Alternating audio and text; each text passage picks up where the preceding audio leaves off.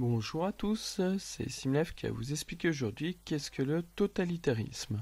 Alors souvent on a du mal à distinguer un régime totalitaire d'une dictature sanguinaire, donc je vais vous dire clairement de quoi il s'agit. Vous avez sous les yeux donc une photographie qui date de 1936 d'un congrès du parti nazi à Nuremberg, c'est-à-dire un rassemblement de cette organisation. Vous pouvez voir donc au centre Adolf Hitler, le dictateur considéré comme un demi-dieu, qui trône un petit peu comme un prophète au milieu de tous. Vous pouvez voir ensuite des milliers de sympathisants, en fait, de membres du parti, qui sont tous rassemblés au garde à vous, debout, disciplinés. Donc ça nous montre un régime autoritaire. Ces très nombreuses personnes nous montrent aussi un effet de masse. En effet, le totalitarisme, c'est justement une propagande de masse, une terreur de masse, un embrigadement de masse.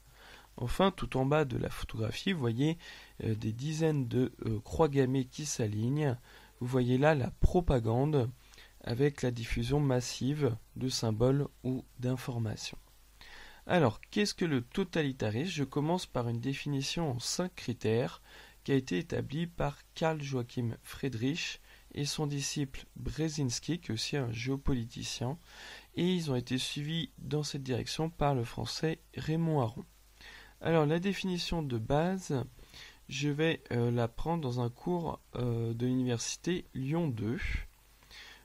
Date donc, vous voyez, 2011-2012, donc c'est on ne peut plus fiable. Donc ils nous disent, Karl Friedrich, en 1953, définit 5 critères. D'abord, une idéologie, premier critère. Un parti unique, un chef charismatique, si vous voulez un dictateur, le monopole des moyens de communication, c'est-à-dire la propagande, le contrôle de l'économie, et enfin la terreur, c'est-à-dire la violence de masse et la répression de toute forme d'opposition. Donc si je résume, c'est une idéologie englobante qui est la réponse à toutes les questions, qui est la seule source de vérité, qui sert à tout expliquer. Ensuite, c'est un parti unique, soit le parti communiste en Russie, soit le parti nazi, soit le parti fasciste en Italie. Un seul dictateur, évidemment, qui est vu comme un demi-dieu, on parle de culte de la personnalité.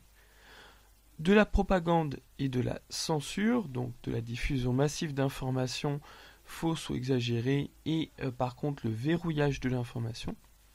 On a le contrôle de l'économie, et à la fin, on a également la terreur, c'est-à-dire que toute forme d'opposition, de contestation est étouffée dans la violence. C'est une violence de masse.